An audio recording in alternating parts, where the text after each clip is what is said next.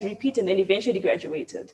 But the reality, don't you think the reality these days is because person X knows Rachel who does so and so at this place. Therefore, that sort of granted them the job. Yet person A, first class degree, very good at the skills, did not get the job. Isn't that the reality of today when trying to apply for a job? I think that might be the reality in some places, but I want to challenge a little bit. So I'm going to come to your point. But I seem to, when I hear charities speak about, you need life skills, you need critical thinking skills, and that you're going to get all these at university. Sorry, which university is doing this? Which Zimbabwean university is doing this? Because when I'm seeing students coming out, I'm not seeing life skills. I'm not seeing any critical thinking. And my challenge to any of you watching out there is, if you have those skills, hey, I want to hear from you. In fact, post in the comments now. Do you know what critical thinking is about? Because I am not seeing the critical thinking. So when you come into my workplace for an interview, and I'm expecting those skills, but I'm not seeing them. So that's my first bone of contention, and especially in Zimbabwe. So I don't know if that's being taught in the University of Cape Town. I will not interview students from the University of Cape Town. But when we talk about the tertiary education in Zimbabwe, I am not seeing life skills. Then let's come to the point about networking. Is networking important? Absolutely, networking is critical. But if a person is getting a job just because they know somebody, then clearly that is not an organization even I want to be a part of. I want to be a part of an organization where the skill is valued, the networking is valued, and those they have to balance out against each other. Just because you know how to smoosh someone at a party doesn't mean that you can get the job.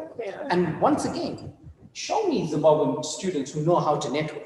The average university student's ability to network is sending me a message on Facebook and saying, "Hi, Joe." I'm like, okay. Why? First of all, why on Facebook? You give it a minute. So we don't have networking skills. We don't have critical thinking skills. Well, that's what I'm thinking, but I'm eager to see what the comments say. That's fine. And then that's also brought to another thing that maybe Macbeth can talk about, that the skill is important. But how is a young graduate getting the skill? So an application advert would say 0 to 3 years experience. I've just gotten fresh out of university. Where am I getting this skill? And then I'm not going to get this job because I don't have this particular skill. So maybe Macbeth, just lead us on to that. What do you think about the work experience requirements that are, in most of these adverts that we have today? Thank you so much, Rachel, for that. I think the previous speakers, I think both they are correct, and I would like to agree with them. But maybe what I also would like to point out is that I think the education bar has gone up now. If you remember previously, people would get a job maybe with an A-level certificate, or maybe to get it with a diploma, or for some positions. But now you realize that maybe due to the high unemployment levels, people are saying that when they finish their undergraduate degrees, they are going straight to masters without the experience. I think I've had a discussion with a colleague and saying, okay, how can you be a master of something that you do not know? So the bar is gone up a bit as compared to what it was before. Then in terms of the actual skills and experience, indeed, there's no creativity, there's no innovation on our graduates. And I think this is something that maybe the investors will need to look at. Then for the employer, what you want is value. I'll give a practical example for an NGO, which I work for. For us, we want results. So if you have to bring someone who is new, who doesn't have that experience, then it's a challenge. But then the graduates still, they will still fall out. So what we are basically saying is, okay, how can we then support our recent graduates to cover that gap? So what we've done now is to introduce an internship program to ensure that at least they are covered and all that is addressed. But I think there is need for collaboration between the learning institutions and employers to see how best you can maybe have a curriculum that will address all the gaps that have been identified by the previous speakers. Okay, that's great, Macbeth. But maybe whilst I'm still on you. So you introduce your internship program that runs for 6 months. Then So what are we doing for these young graduates now? Because I've done your internship program for 6 months. Yes, you have taught me what you've taught me, but equally I've been giving you my skill. So what then are you doing for me after this 6 months? Because we can't say, okay, we're taking you in for 6 months, but what happens to me after the 6 months? Because I'm gonna still need a job. So what I've also learned, or what I've observed during my tenure, is that 6 month period is actually an assessment period where you are being assessed with your capabilities. If you do well, chances are you'll be absorbed into the system. And if you do not do well, then I think definitely there won't be any space for you. But what I've realized is most recent graduates, they do not take the internship seriously. Their attitude towards work is pathetic. Even their commitment to work is, they'll just view themselves as interns. But what I made the advice that I'll give today is that is an opportunity for you. You will be assessed during that period, during those 6 months. And there's a possibility that maybe if you do well, you may be absorbed into the system. Not that I'm saying it's automatic, but it's another layer of review that has been put in place by employers to cover that gap of experience. You realize that maybe some, they are taken up or promoted without 3 years experience, but maybe they are promoted maybe with 1 year experience, or even just the internship to say, this person is a good finance person. Maybe we need to offer them a job. That has happened in several institutions. So maybe just also to add on to say, if you have noticed the trend, where you do your attachment, normally that is where you will also be employed. And what they will use is how you have performed. So maybe the advice would be, when you go for attachment, or when you go for that internship program, take it seriously and do your best to demonstrate your skills and abilities. All right, thank you, Macbeth. So I am a recent graduate with just less than 2 years under my belt. And I hear what Macbeth is saying about, how you perform is, equally what they rate you on. Yeah. But when I am joining your organization, and this is for you, Charity, I'm joining your organization, I've just finished school and, I've gotten a job. In the first 6 months, are we then saying I am working to learn? Is that what I'm doing? Oh, I've started earning my living. So, because essentially, even if I do not know as much, I'm still offering a skill. And people go to work to offer skills. So, what am I doing in this 6 months? And so, am I still going to work, or am I going to school still? Right, I love that question, Rachel, and I find it in the attitude we also receive, and I believe, Joe, you alluding to the questions and things you've spoken about, that's a challenge you come with. That attitude of saying, I've graduated, I've made it, I'm a professional, therefore, I'm in the work, I'm giving you my skill, my knowledge, but guess what? You're not. You're in the workspace and you're here for me to teach you the job. Yes, you've learned it academically, but you don't know how to apply it practically. So those first 6 months is a continuation of your learning. It's a continuation of whatever you want to do. So go in it with an open mind. Yes, you're offering, yes, you've learned something, you come with your skills. You're probably teaching this icicle here, how to use the technology, how to use social media and all those lovely things. But remember why you're here. You're on an internship. This is a learning program. I am here to teach you as much as I can while also learning from you. But in terms of scale and balance, it's skewed towards the employer because you have more to gain from me at that stage than I can gain from you. That's why after the 6 month period, we can decide whether or not to keep you if we feel you're valuable enough. In most cases, if we have imparted knowledge well enough, then you're worth keeping because I've invested in you and I wouldn't want to lose an investment. So go in it with an open mind, in it to learn as well as to impart, but go in humbly. Go in humbly and it will be a win-win situation, I guarantee you. I've worked with lots of young people who come in it and after 6 months, we're like, oh, do you have to go back to school? Because we've gained so much value from them. And they've also gained a lot. We've given them a lot of experience and they're already at a higher level than when they came in and they're competent enough to be called an employee just as much as everyone else. Okay, thank you. So following up to what you've just said, So after 6 months, and I think by 6 months, we assume that, it takes roughly, that time to have taught a couple of things that central to that particular environment. Does it then follow? And if it does, I want to know why so many people are complaining right now. So I'm done learning, done quote unquote, in this 6 months. Why then do we have so many people still having grievances, 2 years later, because their work is still not being appreciated? So if at this point, let's say after the 6 months, they're now working to earn, why do we still have so many people grumbling about, how they're being treated in this environment? Because I think the misunderstanding is, we have Rachel who has joined us straight from university. Rachel is always going to be seen as straight from university until she finishes. So what do you think about that? When exactly are we going to take Rachel as someone who's amassed the knowledge, has the skill now? So let's pay Rachel what she's worth. When do we do that? Okay, so I think it's two-sided. It's a two-sided question. I've experienced it myself, being a very young person going into the world of work, feeling very competent. But I went into it with the view to learn and to be appreciated for what I offer. So you need to study the environment in which you find yourself in. There is no cookie cutter formula to the workplace. The workplace you find yourself in is different to the workplace your friend finds yourself in. So if you share notes and you decide, I want what Rachel has in her workplace, therefore, whatever she's getting, I need to get, then you'll be sorely disappointed. So you need to understand the environment in which you find yourself in, open your mind to new learning opportunities, apply yourself. So I'm learning, you feel you're not, I've learned, I've mastered this concept, I think I'm ready for the next challenge. Talk to your supervisor, ask for new opportunities, learn more, make mistakes, correct your mistakes.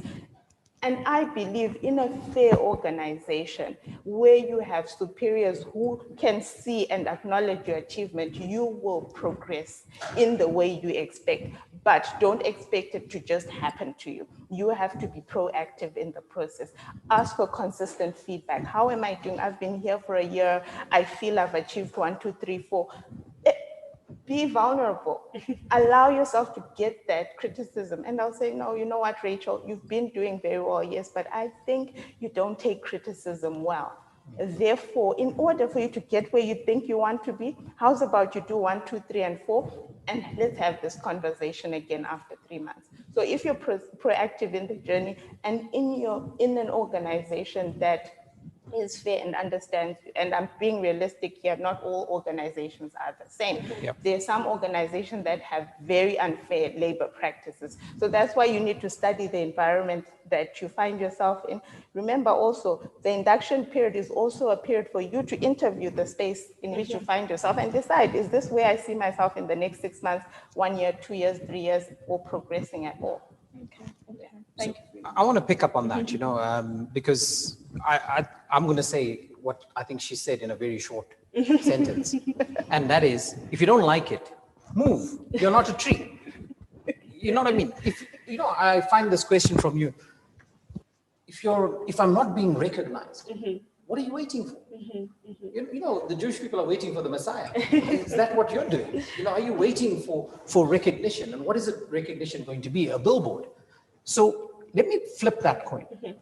I recently spoke to several members of my team and I said to them, listen, I'd like you to come and see me and negotiate a pay rise. How many of them do you reckon I've asked 4 of them in the last 4 weeks. How many of them do you think have pitched up? 4? None. And you know why? They lack the skills.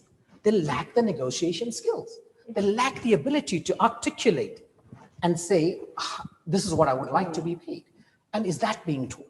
And I think this is where we're going wrong, where, you're complaining to your mates, I'm not being paid and whatnot. But you don't have the guts to go to your superior and say, I've done this. I expect to do this, and this in the next 6 months. If I achieve, so for example, let's take an example. If I came to you and I said, Rachel, in the next year, I'm going to make $100,000 for the company, okay? If I'm on track in the first 3 months, would you consider giving me a 25% raise on my salary? Now, how are you going to say no to that? Because I've defined it. But what do? You hear, first of all, is, boss, I think I need a raise, eh? And okay, where's that going? And I think that we need to teach those skills.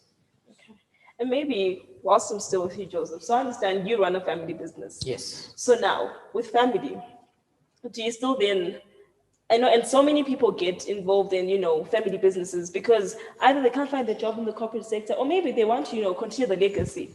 But would you still have that money discussion, and would you still want, let's say, your nephew or son, etc., to be working to learn or working to earn? What's the position there? And do you still want your son to come and say, oh, dad, I've got this 3 months plan, and then after this, I think you can give me a raise? Is that the same dynamics when you're in a family? Well, that's a brilliant question, because one of the 4 people happens to be my son, who hasn't come and seen me yet. But he knows the parameters that he has to do. And my son doesn't have to come and see me because he doesn't report to me. He reports to his own boss. And he needs to have that conversation with his boss, which I believe he hasn't had.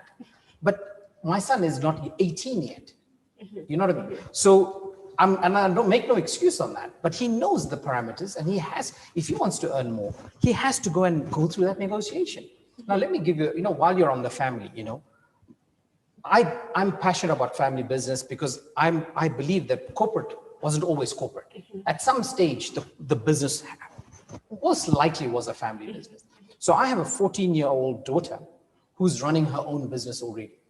Now, she does not intend to be a business person. Her intention is to be a doctor, but she's using the time to learn how to do that.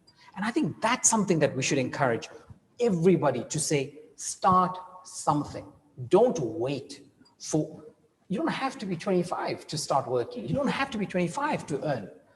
I remember selling super cools when I was in Form 2. Both my parents were teachers. So it's, again, just for stereotyping, everyone looks at me and thinks, I'm sure your dad has got a store downtown, No, exactly. My parents are teachers, but I've learned business by doing things and failing. All right, that's fine. And then maybe now I want us to move to the discussion. Yes, we're still, looking for the job. We haven't found the job as yet. But I want us to talk, and this I will start with you, Charity, because I think it affects, and I would love to think it affects women more, maybe to an extent. What do you think about special treatment in the workplace? Do you think we should have, especially in this day and age, do you think we should have lenient requirements because, this is Charity, she's a lady, and let's say this is engineering, for example. So, let's give Charity a bit of leeway because it's not really women's work. Or do you think, okay, let's hire Black people, for example, because we want to diversify the culture. So we can't have, white. So let's also have a Black person there. We can't have men. So let's also have a woman there. Do you think those special requirements should be there, and that special treatment should still be there in this day and age? So we still find ourselves in an environment that is not diverse, if we're being honest. It depends. Like in a white-dominated country, there may not be that many Black people. In a Black nation like Zimbabwe, you might not see all cultures represented. You might not see all genders represented. So we still need to be intentional and deliberate in balancing those scales. For example, in my team, if I find that I'm the only woman in the team and I need interns, I'll be a bit more deliberate in the way I recruit. I won't say I only need females. But when I'm recruiting, it means I have a quota. So this is why companies are more deliberate. There's affirmative action, some say quotas, 25% women, and that's the rule.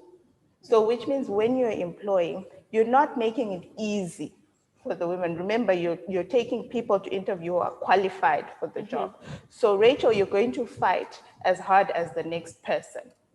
But we have that in mind, that maybe in this scale, I might give Rachel an extra point compared to a male counterpart, but not because she is less of an achiever, but because of the objective I'm trying to achieve. So in the end, whoever I'm going to take in still meets the requirements, but has been given a leg up. So there's a difference between equality and equity, for example. So it's about who you give that step up, but not being unfair. These people need to be qualified. If I'm saying I need university graduates who have achieved maybe a first-class degree, and I have Rachel and Simon here, and I need a woman, and they have the same qualifications and skills and achievements, I'll probably take Rachel. So that's how it should be looked at. It's not about, oh no, I need women, you come, I'll take you. Doesn't matter what you have. You still need to maintain that level of professionalism and maintain the skills level that you have within your organization. Okay, okay. And maybe I'm coming to you now, Macbeth. I hear what Charity has said, but what I want to talk about and draw more into is, should we even look at the fact that let's have 5 women applying, or should a skill be a skill? If Rachel can dig a hole, then let Rachel dig a hole. If she can't, then that's it. Should we be looking to say, oh, let's take Rachel and Mary, and then if they can also dig holes, then we can give them the job? What do you think about, or even ethnicity, even not just gender, ethnicity and race and all? Do you think that matters, especially for ethnicity and race? What do you think about that? Thank you so much for that. And I think for me, I personally think that hiring should be based on merit. What is that you can do? What is that you cannot do? But then I also agree with the previous speaker to say that we have got previously disadvantaged populations that we also need to include in whatever we are doing. So I think the deliberate effort is necessary in doing this because of the historical well-being that has been there in our workspace. So I think the deliberate effort is quite pivotal to ensure that at least everyone has got an equal opportunity for inclusion. That's what I would say. I think she has just touched on all the critical points on that particular issue. Thank you, Macbeth. I hear you and I'm still with you. So again, you're saying because of historical disadvantages. And I hear what you're saying, and that's great. But if today we are saying, women can do what men can do, why are we still focusing on historical disadvantages? Because today we've decided to change it. So why can't we just decide today, Rachel has the skill, has the qualification, she can also get the job, or she can't because she doesn't qualify, not because she's a lady. Yes, so we have changed. So remember, this is something that happened, I think, over the last 10 to 15 years. So it's an ongoing process. It's not an event. It's something that we are working on doing as a country, I think all over. So it's a process. We are almost there, but not yet there. So we still need to take due consideration to those things that have been disadvantaged by those other groups. So I think we still need to make deliberate efforts towards empowering the previously disadvantaged groups. Okay, thank you. And I hear you, Joseph, saying, yeah. So today, if you were hired today, and then they tell you, we appreciate you have the skill, but we'll give you manager position because, we're trying to diversify our face. What would you say about that? I'll say, here, how much? I mean, seriously, if the money is good, and if I think it's because I'm Indian, is that the question, right? Well, I'm glad you gave me that option. But, so yeah, if anyone wants to employ me out there and pay me a lot of money because I'm Indian, I'm open to the idea. So no, look, but on a more serious note, women, even the way you phrased your question, would we let women dig? I don't think that's the problem. I think the problem is, and I know for us, the huge problem, we don't see women applying for jobs. We just don't see women. And some of my best team members are women. And I think that's wrong for me to say that. Let me rephrase that. Your best team members are women? Yes. Absolutely. My highest performers are women. Okay, barring a few people. I don't want to offend some other people, and they know themselves. Yeah. No, so seriously, we are searching for women because that the impact that we are seeing women making is phenomenal. So I don't think the problem is, are we giving them the, equal opportunity? I think the problem is women are not applying for work. Yeah. Certainly in our industry, in the filmmaking sector, we struggle to find women. And I think the attention to detail, and I'm not saying men can't have attention to detail. I'm just saying on my team right now, we have a serious imbalance and not by choice. It's because we are looking for women to come in and join the team. Then the part about the job.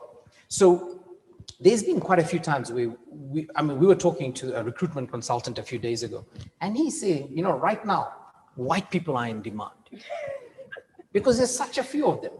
Yeah. So I remember having a conversation, and I'm going to be brutally honest about this. There was a time we had a conversation internally. None of us are white at work, okay? But saying, hey, guys, maybe we need to employ someone white for reception at the moment, hey? And it was very much about how do we tackle the white community, you know? And it was a conversation like that. I'm happy to say it died at that. We never took action on that. But I think that diversity is a good thing, you know? And why I say diversity is a good thing, let's look at this. If you're aiming to go high in work, right? And if you say, for example, go to an average white person and say, hey, I want a job from you. How are they judging you? What standards are they?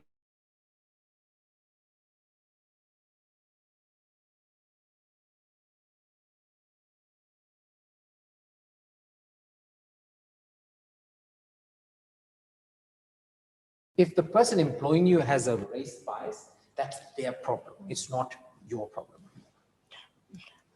Thank you. And yeah, I agree and I hear what you're saying. But I want us to have some sort of consensus on this because I hear what you guys are saying. But should it matter for us to have diversity? Or should we just get the skills? Should we only feel in a position with this particular, okay, let's say in this particular case, we hire Joseph because we know that we're trying to reach certain markets and not hire Rachel. Do you understand what I'm saying? I do. Exactly. Or should we just hire for the skill? Are we supposed to be, setting in certain positions to be filled by certain people? Or let's just go for the skill. If so, is this still diversity or, target market reaching? Yes, Charity. It's an interesting one, Rachel, because I'm of two thoughts on that one.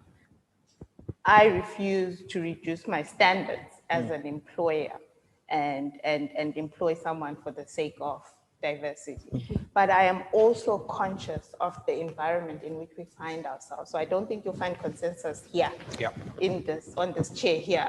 But I can definitely say diversity is important, and I always need to keep that eye in my employment decisions, but at the same time, I do it at the highest standard possible.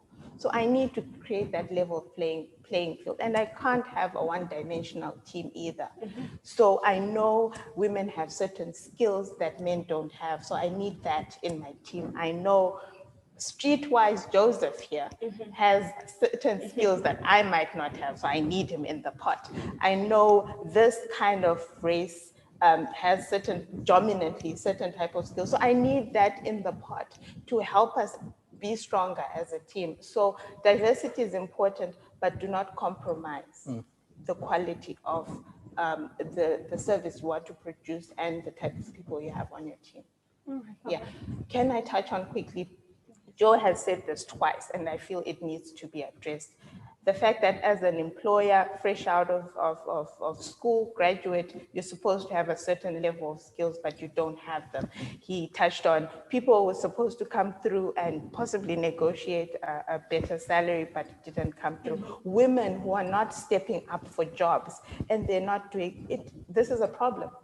This is a problem in the space we have for young people. What are we not doing as institutions, as employers, as parents to empower our young people? So it's looking at skills that are outside school. Yes, ideally, university should equip you with that broader thinking. Yes. But it's not happening in our country. So what can we do to be deliberate? And it's not a pointing fingers situation. It's, yes, as an employer, as someone who's enlightened, what can I do to help? But as a young person, what are you doing knowing that this is the problem? I need to step out of my box. I need to learn more skills. Yes. I need to stay away from looking at those social media sites that I don't really learn anything from, and learn more skills. Listen to TED Talks, volunteer in my community, do something outside of myself. It's nice to hang out with your friends, but what am I doing all day? Are we just discussing what the Kardashians did? Yes. What so-and-so did? Who died? Whose funeral am I going to be participating in town the whole day tomorrow type of situation. So you need to think outside of yourself as a young person. The young person today is facing different challenges than a young person 10 years ago. You need to look at that, and there are no cookie cutter solutions this day and age.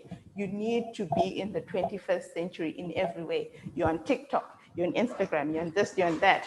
What are you doing on TikTok? What are you doing with your Instagram account? Is it just for fun? You need to be deliberate about the fun you're getting. That is the only thing that will open your mind. That's how you'll be able to collaborate. That's how you'll be able to communicate. And we are trying as institutions. I work for Star Leadership Academy, and we're trying to develop the next generation of leaders who display servant leadership, accountability, responsibility, tenacity. If I'm tenacious, I will go to Joe knowing that I've worked for Joe for 1 week, but I think I need a raise.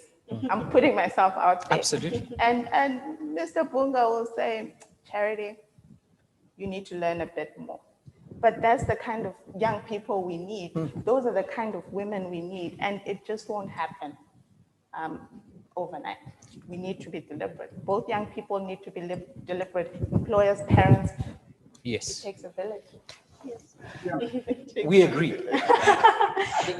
I thought you'd be controversial. Disappointed. And I think that responsibility is not just the universities. Responsibility is not just the family.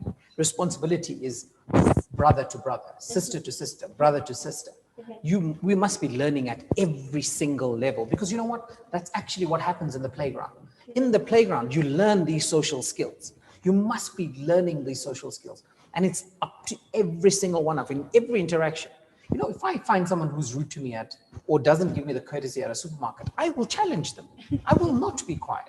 It's not because I want to dress them down, because I'm hoping that they can be better. And I usually only spend time with those that I see and I think, this person's got potential, you know? And I will take my time to say, hey, dude, you seem like a clever person. You know, the least you could have said is good morning, you know? And I think that's something that as Zimbabweans, we're not doing enough of. We are so silent in accepting mediocrity at every single level, especially in service. In service. Amen. And Charity, you spoke about sourcing. And I just want to ask, what do you think can be done better, especially today? Because I think we have a situation where, people in human resources, people have to look for and headhunt with these people are going to the same places. So for example, we'll have people going to the A schools only because, we want someone who can speak in English, I'm sorry to say. With an accent. With an accent, exactly, with a nice accent. And, that's when we have so much talent just going away and floating away because that talent was never given opportunity. And I know you're at Star Academy. Maybe you can just look into that and, talk to us about that a bit. Okay, so that is definitely an issue that is there. We tend to be, biased because of accent. Sometimes for me, to be honest, accent turns me off because it distracts you from substance, right? So as leaders who are mentoring young people, as mentors, as employers, we need to move away from that. We recruit young people from different parts of the country, Benga, Beitbridge, Harare, Bulawayo, everywhere. But what I'm looking for is that. I call it that. But what is that? I'm looking for you to be able to articulate to me. You can't articulate in English, articulate it to me in your language. What is the problem you think you're finding in your community, and what do you think we should do to solve it? You can't tell me the government should. You should tell me as young people, or what can I do to solve it? And that has nothing to do with your accent or how well you speak your English. It's about how you process information and how you communicate it. You might have communication challenges, but it poses for patience on your part. You will find sometimes you have a 5-minute interview and that person does brilliantly in 5 minutes and articulates them well. But sometimes you have a 30-minute interview where that person needs a bit of time to articulate themselves, but puts out very interesting information that you can process and say, this makes sense. That you then need to work with, because when that person comes in, I'm not working with the content because you have the content, I'm just helping you to articulate it better. Yeah, so we need to be patient. So there's a level of patience that needed empathy, understanding, and understanding that you're not from the same backgrounds. Equality, equity. Some people need a step up in order for them to be just as competent as everyone else. All right, thank you, Charity. I And wanted to totally agree with Charity. I think what I've also realized in my experience is that in certain instances, you realize that someone who fails to articulate in an interview may actually be the best person for the job. They will do it so well, more than the one who have articulated. Some people are very good at talking, but the doing part to be something else. And maybe just to take you back to Joseph's point that maybe women are not coming up, I just need to state that for my sector, I think it's the other way. We have more women coming in for jobs and doing so well. So maybe it's something that has to do with the sectors that we are operating from. But otherwise, deliberate effort, I think, is critical for all. Thank you. All right, thank you, Macbeth. And maybe whilst I'm still with you. So I want us now to look at, you're getting into a workplace and, you're getting into an environment with people who have been working together, let's say 5 years plus, people with their own dynamics, etc. Do you think it should be important for you to get into a workplace like this and, try and fit in, into that space? Or do you go to work? Do your work and provide the skill, go home? That's fine. So every workplace has got its own culture. It's a work culture. It's not individual culture. So if a new staff member coming in, you also need to fit into that culture. Because remember, I think almost all organizations, they emphasize on teamwork for results. So for you to be able to do that, definitely you need to fit into that culture. But obviously, you need to know what to take and what not to take. There may be certain things that you may not want to take on board, then you can just leave it out. But then there are other critical work culture issues that you need to absorb, that you need to fit into as an employee of that particular organization. That would be my take on that issue. All right, thank you, Macbeth.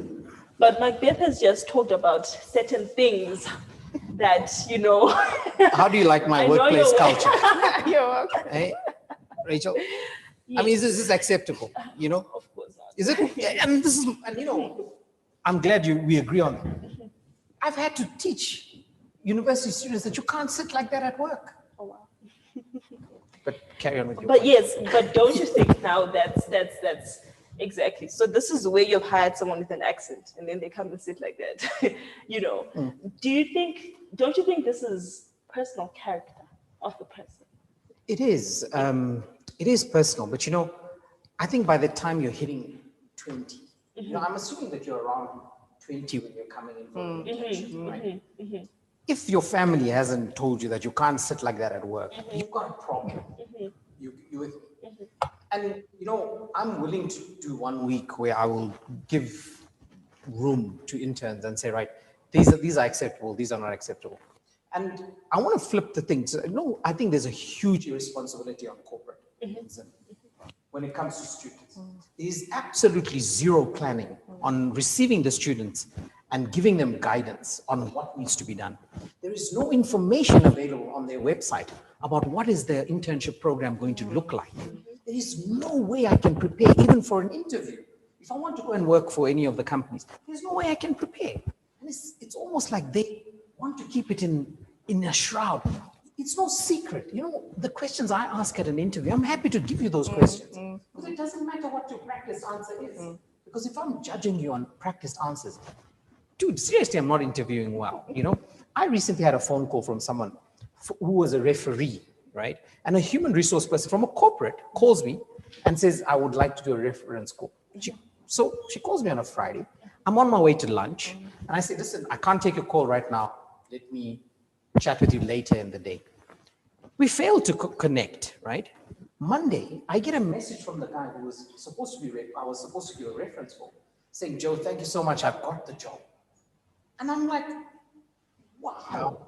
On Monday afternoon, the reference person calls and says, I have already given him the job, but I thought, let me just have a conversation. That's pathetic. This is ticking a box for the sake of ticking a box. It is. The good thing is this kid is amazing. He deserves the job. So I have no issue with that. But can you imagine how that decision was made? Yeah. And I think that corporate responsibility needs to be about internship. What's the plan? You come in for 6 months. Don't just sit around. There must be a plan. This is what you go through. have an onboarding checklist, that in this week 1, you're doing this, in week 2, some sort of a guideline. I'm not suggesting that, all 8 hours should be covered, but a guideline is important. And I don't believe, and please correct me if I'm wrong, I don't believe Zimbabwean corporates offer that. But I think it links into what you spoke about. So I would just come to you, Macbeth. On you said, at times the employer feels they're doing something for you. They are teaching you something. Yeah. So at times I think the internship program is, this is really bad, but it's because someone somewhere feels they're doing you a favor by hiring you, which I want to reiterate and maintain. When you're doing a job, when you've applied for a job, you're offering a skill. You're not there, to just go and donate, your service. And yes, Macbeth, you may share. What I wanted to say, I think just relating to what Joseph has said is, I think the biggest mistake is that now organizations or employers, they are now seeing interns as cheap labor. And because of that, the expectations are too high. And when the interns fail to deliver, then they say, no, this one is not performing, or we've got issues with this one, they're not doing so well. Yet I think it's up to us as employers to really capacitate these interns and maybe communicate clearly our expectations. And as you have said, come up with a plan. What is it that we're going to teach you, and how are we going to be doing it? So that's what I want to say. Organizations, I think now more mainly they're using interns as cheap labor, where now we are seeing a lot of full-time roles being substituted by or being taken up by interns as a way of reducing costs of labor. Yes, thank you, Macbeth. And Charity, yes. Yes, so I want to bring it back and echo what Joseph here said, because it's very important. And I understand your frustration. And like I said, not everyone is doing what they're supposed to do. And yes, there are some who are looking at interns as cheap labor, graduate recruits as cheap labor. But you know what? An internship program is a lot of work for what Joseph said just now. When I'm recruiting interns, I recruit 50 interns for the internship program. But what I'm doing here is capacitating them.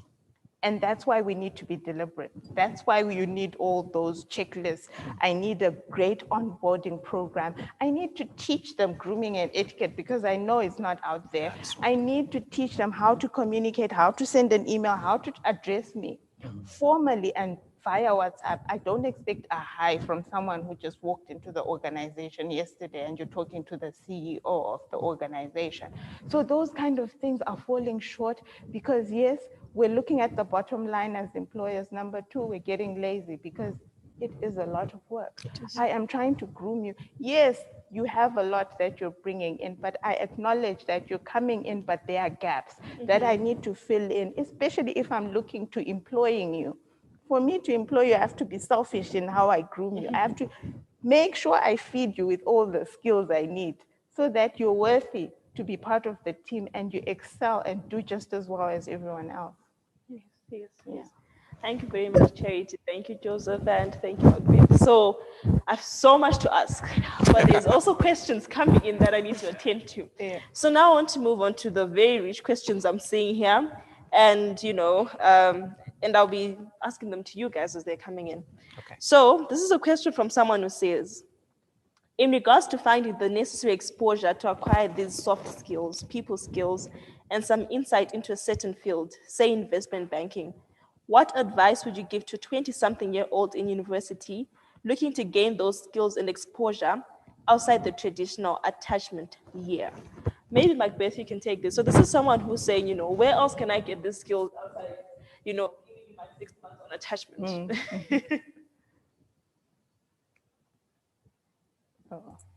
Okay, sorry, I forgot to unmute. That's fine. Thank you. So, I think I did mention it in my earlier presentation when I talked about the need to volunteer.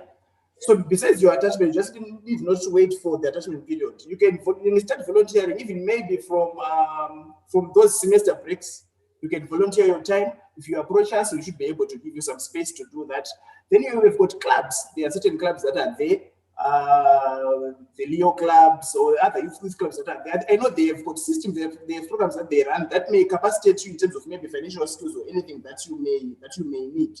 And I can also maybe talk about even the church, you can use it to learn one or two things. I know there are committees within the religious institutions that you can also benefit from and learn one or two things. So come talk to us. Maybe one or two opportunities may be granted in terms of volunteering to refine your skills. All right. Thank you very much, Mapit. And this is the next question that I am not sure I even understand because, as you know, it's very complex. So wish you guys luck. So this question says, Zimbabwe's HTE that's higher tertiary education, Thank you for telling me that. has moved to Education 5.0 curriculum, which was launched in 2019. My question is, are we still condemning the Education 5.0 in terms of bridging the gap between industry expectations and university curriculum to make sure graduates meet the requirements of industry? So I have no clue what the person is talking about, so I can't answer that question.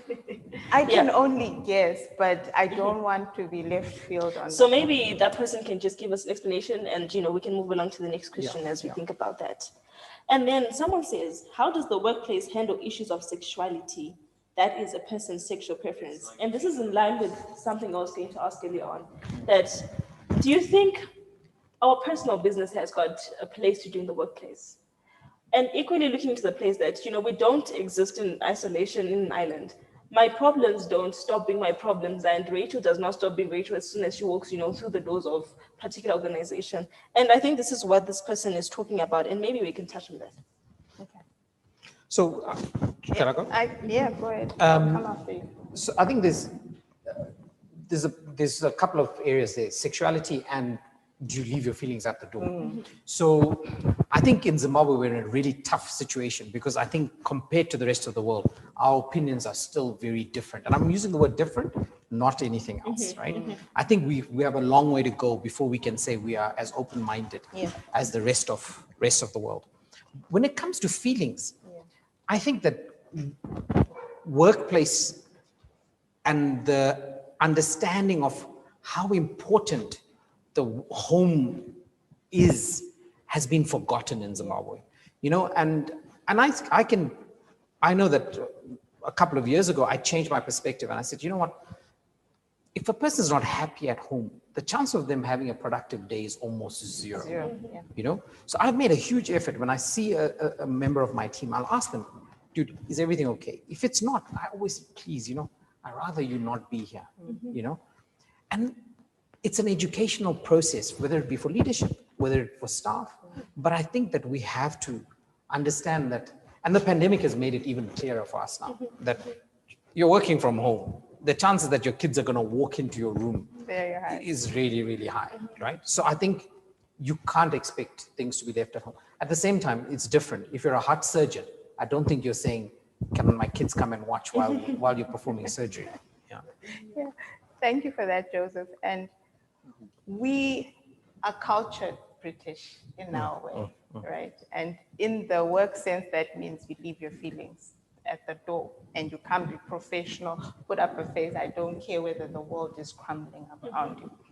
But in this world that we live in, especially with COVID-19, where people find themselves working from home, telecommuting, working from the office some days, we need to bring that into the equation. For you to be a responsive leader, a responsive employer, you need to take the full package. You're going through a divorce, your child is sick. I need to accommodate all of that for you to be able to be productive at work. We've found that we, in our organization, in the past year, for an employee to be productive, some had to give their phones to their children to use for online classes, which means you're not on hand to answer my calls when I call you. So we'd had to look at, okay, do we give tablets to this employee, whatever we have, to allow them to use their own device. So the tablet is a basic one you give to your children to use so that you are available to me.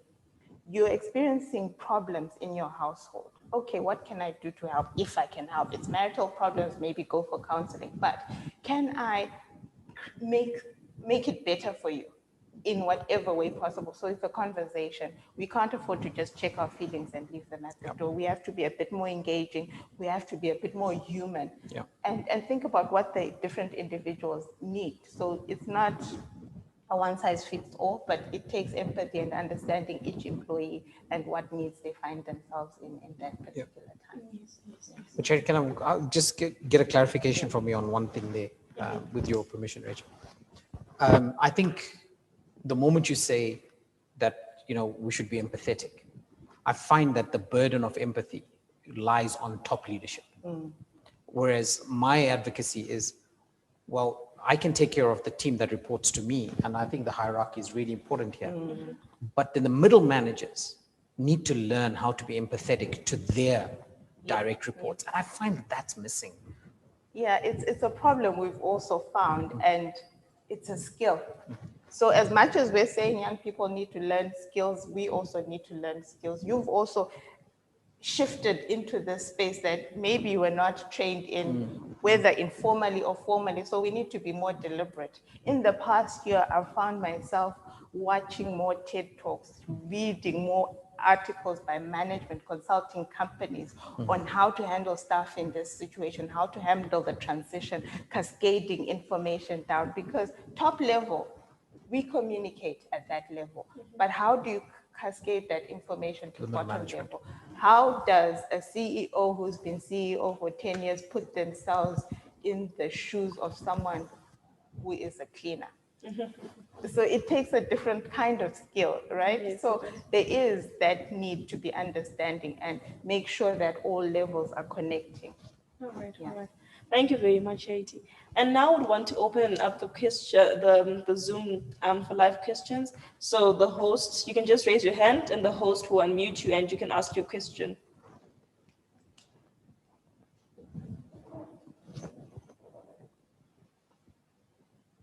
No question. Is there any questions? Either we're doing a really bad job and no one has any questions for us. We've stunned them to silence. Or they heard that Joseph might answer the questions and they're terrified. So that's fine. I can just ask one or two questions that I still have here. Yeah. There's someone? Yes. Yeah, okay. Thank you, Simon. Yeah.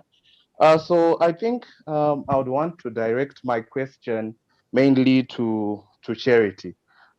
Is our conversation right now mostly on skills? Like what type of skills are you coming into the workplace with? Or we are now mostly talking about the mindset that you're coming with, because I feel this is probably what comes with value addition to the workplace, and which I feel might be employable, because when we look at it, most of the people who be coming in to the workplace, they have almost similar skills, but what differentiates them is the mindset that brings value to the workplace. So my question is, what is more employable when you're now looking at it from an employer perspective? Are you employing for skill, or you are employing mostly for the mindset that you're coming in with? Thank you. Thank you very much. I think it's Simon. Yes. Thank you very much, Simon, for the question. And you bring a very valid point. We recently just completed interviews, and everyone was highly skilled. They could, just on qualifications and the paper CV, you couldn't pick one person from the other. But there are questions that you throw in there just to hear how this person thinks that are usually aligned to your values as the organization. That helps you figure out whether this person's values, mindset, views in life are aligned to the space they're going to find themselves in. So very much so, mindset brings in that extra thing that makes you attracted to that individual as an employee. So your mindset, that's why it's important to always research the place you're going into. I find myself, if I'm going to be part of Mr. Bunga's team here, I need to find out from what he's putting out there, from his team, the kind of environment. And I need to decide beforehand, is this the space I want to find myself in? That affects my mindset. If I just go because I need a job, it will reflect. in the way you answer your questions, in your attitude, even in the way you sit and present yourself in the interview. So mindset is very important, and it gives you that extra edge and sets you apart between, am I just another brilliant candidate, or can I actually get into the job and do the role well and fit in within the organizational culture? Thank you very much, Charity. Thank you very much. Any other question for panelists? We can take one more maybe.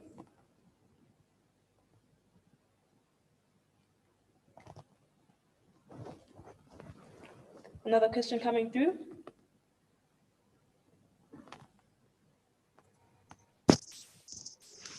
Hi, my name is Munya.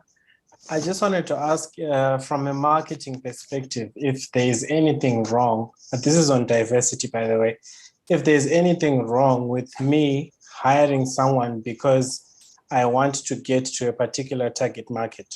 Let's say I hire Joe because I know that Joe may be acceptable to a certain target market. Is there anything wrong with that?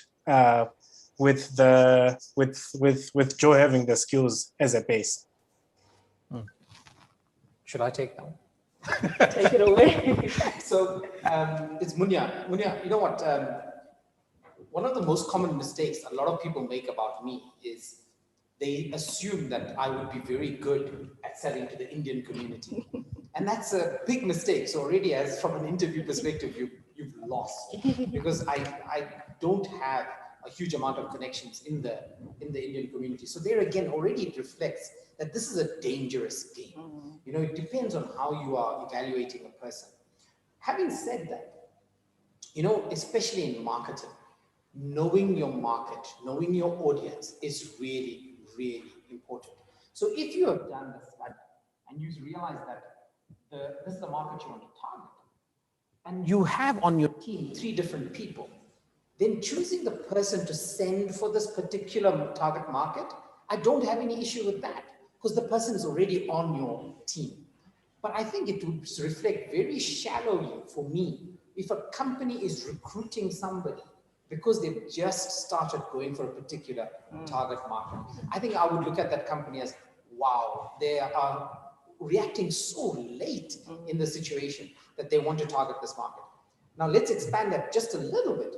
If I want to target the Middle East, you don't send Joseph there. You send someone who speaks Arabic. Do you understand what I mean? And that is not a problem. When you're searching for someone to target a particular market, if you want to target the Chinese market, your requirement is, dude, do you speak Chinese? You know, if you don't speak Chinese, I don't think I want to send you to the Chinese target market. Yeah. Thank you very much, Joseph. One last question from the live feed.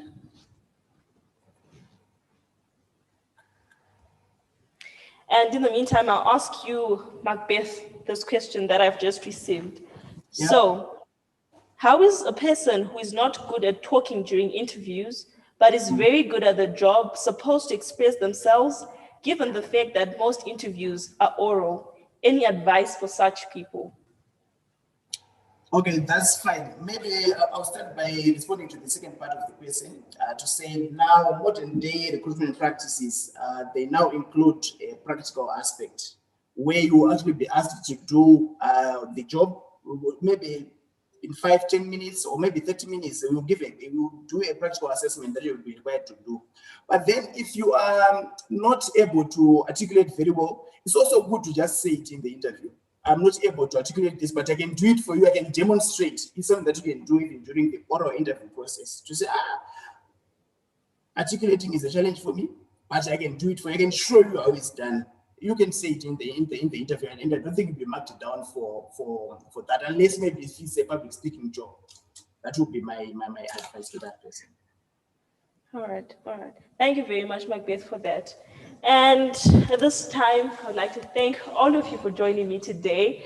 The discussion has been lovely. I wish we had so much more time to talk about these things, because there's so many topical issues that are here and, you know, concerned with the work culture and the workspace and, you know, what young graduates need to know. So before I close off, maybe if, you know, you can just take a short while to share whatever you want to share just for a bit before you close off. Thank you very much, Rachel. And this was a very stimulating discussion. Thank you, Joseph, for pushing us and helping us think out of the box. But What I'd like to say is directed at the young graduate who has all these lovely dreams and want to get into the world of work. Number one, manage your expectations.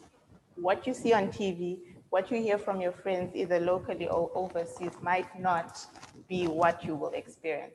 So if you manage your expectations, go in this with an open mind and go through the experience. You will learn more out of it and you'll be less disgruntled. And use initiative. We're finding that more and more nowadays, young people are not using initiative. We're moving into a world where information literacy is important. By that, you need to be constantly able to learn. Learning doesn't stop. So you don't always work to learn. Well, you always work to learn, basically. You're learning constantly. You can ask anyone at the age of 50, 40, who's in the workplace and they're studying something, because we are in a very fast environment and we need to keep learning. So be information hungry. Don't take it for granted that an opportunity will be created for you. We're in a very frustrating environment where, yes, you might not get the job, but you need to start thinking about out of the box. If the opportunity is not created for me, I don't get a seat on the table. How's about I create the table? And that's a discussion for another day, but we need to start opening our minds to the environment in which we find ourselves in. Yeah, thank you. Yes, Josie. So if you watch Suits, you might get this. If your name is Michael Ross and you have a memory like nobody else, then you don't need to worry about skill. I think you can nail any job. But if you're not Mike Ross and you don't have a photographic memory, you're going to need to work at your skills. And when I say work at your skills, there are many skills that need to be worked, whether it be soft skills. But the one thing I can assure you, that you are the same as everybody else in the world. You have the exact same 24 hours.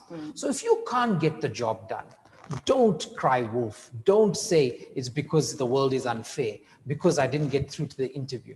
It's about how prepared are you for that job? How hungry are you to get out there and get that job? Sometimes you have to make yourself available. When Charity was talking about, look at the workplace. Before you come to an interview, if you want to work at some place, go as a client. You can pretend to be a client. You don't have to go in there and say, can I walk around? Can I have a look?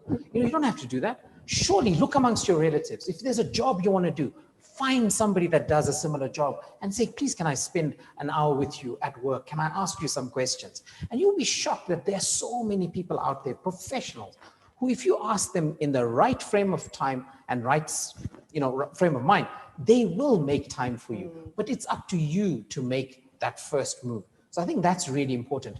Then to close off, my challenge to the people that are viewing today, ask yourself, are you a giver? Are you a taker? Are you a matcher? So tonight, you have joined us. Did you make an effort to share this event with your friends? If you didn't, then maybe you're just a taker. Maybe you're not really interested in sharing that information. And if you have a chance to share that still, we'd like to reach out to more people. I think the goal for the Jesuit Youth Office right now is to reach out to all the young people. And the challenge is, if you know about it, share that information. So my challenge to you is do that. In closing inbox, I'd like to give away a copy of a fantastic book by Adam Grant. And if you'd like a copy, I have a digital copy that I'm giving away tonight. Inbox the Jesuit Youth Office and say, I'd like a copy of this amazing book, which is about thinking again. And we're going to do this every episode of Frankly Speaking. We're going to give away one book to help those who are interested in learning more and reading more. So that's my challenge to you. Share this information. Let's get talking more. Thank you very much, Joseph. And lastly but not least, Macbeth. Thank you so much for that, and thank you to everyone. I think my last words to everyone who is listening is that whenever you get onto the workplace, you will now be a professional and you'll be regarded as such. So you need to get out of your comfort zone, and you need to get out of that shell. You need to go beyond call of duty. You need to see initiative in everything that you are doing and demonstrate your capabilities and shine. I think that would be my closing remarks for this. Thank you. Thank you very much, Macbeth. And thank you to everyone who's managed to join us today for our discussion. I hope, you took something from it and you learned something from it. And join us again for the third episode. We'll be talking about entrepreneurship. And maybe you can learn one thing or two if you can't, make it into the workspace culture, and try and see how you can build your own table, like what Charity was saying earlier on. Thank you very much. And from the Jesuit Youth Office and the panelists and I, good night.